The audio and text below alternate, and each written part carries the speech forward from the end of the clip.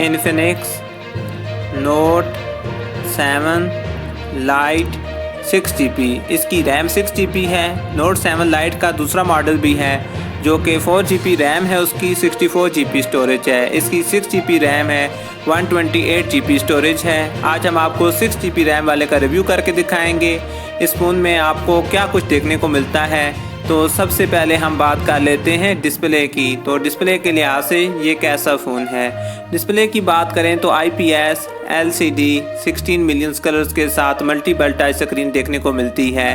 और अगर हम यहाँ पे डिस्प्ले साइज़ की बात करें तो आपको 6.6 इंचज़ का एक अच्छा और बड़ा डिस्प्ले साइज़ देखने को मिलता है, जो मेरे ख्याल से एक बहुत अच्छा और बड़ा डिस्प्ले है। रेजोल्यूशन की बात करें तो आपको 720x1600 की रेजोल्यूशन देखने को मिलती है, जबकि मेरे ख्याल से यहाँ पे रेजोल्यूशन थोड़ी ज़्यादा होनी चाहिए थी। बहरहाल अच्छी रेजोल्यूशन है। अगर हम यहाँ पे बात करें गोरिल्ला ग्लास की तो आपको कॉर्निंग गोरिल्ला ग्लास की प्रोटेक्शन देखने को मिलती है। डिस्प्ले के लिहाज से देखा जाए तो ये एक अच्छा फ़ोन लग रहा है। और अगर हम बात करें यहाँ पे CPU की तो CPU के लिहाज से ये कैसा फ़ोन है। CPU में आपको ऑक्टा कोर देखने को मिलता है और आपको जो चिपसेट देखने को मिलता है एक अच्छा चिपसेट दिया गया है। मीडियाटेक का Helio G70 12nm के साथ देखने को मिलता है। चिपसेट के लिहाज से तो अच्छा फ़ोन है। GPU में आपको यहाँ पे माली G52 देखने को मिलता है। CPU के लिहाज से GPU के लिहाज से तो ये एक अच्छा फ़ोन लग रहा है। अब बात करें यहाँ पे कैमरे की तो कैमरे के लिहाज से ये कैसा फ़ोन है। क्वाड कैमरा सेटअप देखने को मिलता है और मेन में आपको 48 मेगापिक्सल का एक अच्छा और बड़ा कैमरा देखने को मिलता है। 3 सेंसर कैमरे भी दिए गए हैं। PD, AF, मैक्रो और डेप्थ सेंसर देखने को मिलते हैं आपको सेंसर कैमरों में। 2 megapixel plus 2 megapixel plus QVGA ये आपको सेंसर कैमरों में देखने को मिलेंगे और एक ट्रिपल LED फ्लैश भी देखने को मिलेगा। अगर हम बात करें फ्रंट कैमरे की, सेल्फी कैमरे की तो 8 मेगापिक्सल का सेल्फी कैमरा देखने को मिलता है। तो कैमरे के लिहाज से ये भी एक अच्छा फ़ोन है। अगर हम बात करें यहाँ पे मेमोरी की तो मेमोरी के लिहाज से ये कैसा फ़ोन है।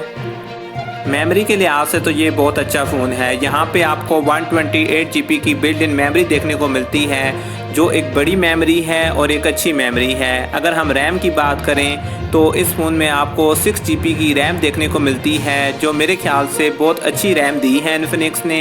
मेमोरी और रैम के लिहाज से ये बहुत अच्छा फ़ोन है। अगर हम बात करें बैटरी की तो बैटरी के लिहाज से ये कैसा फ़ोन है। बैटरी के लिहाज से भी ये एक अच्छा फ़ोन है। यहाँ पे आपको 5000 mAh की एक अच्छी बैटरी देखने को मिलती है और यहाँ पे इन्फिनिक्स को कम से कम 5000 mAh की बैटरी देनी भी चाहिए थी और दी भी गई है, जो कि बहुत अच्छी बात है। लिपो नॉन रिमूवेबल बैटरी देखने को मिलती है 5000 mAh की, जो मेरे ख्याल से एक अच्छी बैटरी है इस प्राइस रेंज में। अगर हम बात करें यहाँ पे एंड्रॉयड की तो आपको एंड्रॉयड कौन सा देखने को मिलता है। आपको एंड्रॉयड 10 देखने को मिलता है, जो सबसे लेटेस्ट एंड्रॉयड है इन्फिनिक्स ने आपको इस फ़ोन में दिया है। अगर बात करें 4G की तो ये एक 4G फ़ोन है। इसमें आपको देखने को मिलेगा 4G, ये 4G को सपोर्ट करता है, 5G नहीं है। अगर हम बात करें यहाँ पे फिंगरप्रिंट की तो आपको फिंगरप्रिंट सेंसर देखने को मिलता है। हम सब की ख्वाहिश होती है फ़ोन में लाजमी हो, तो इस फ़ोन में आपको दिया गया है।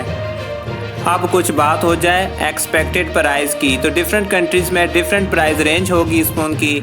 हम आपको जो प्राइस बताएंगे ये पाकिस्तान की प्राइस है और पाकिस्तान में एक्सपेक्टेड प्राइस जो हम आपको बताने जा रहे हैं ये कम से कम प्राइस है, क्योंकि ये फ़ोन जब इंटरनेशनल मार्केट से पाकिस्तान में आएगा तो हो सकता है इसकी प्राइस बढ़ जाए। बहरहाल एक्सपेक्ट यही किया जा रहा है कि ये फ़ोन पाकिस्तान में आपको मिल जाएगा किस प्राइस रेंज में, 24,999 रुपये की प्राइस रेंज में।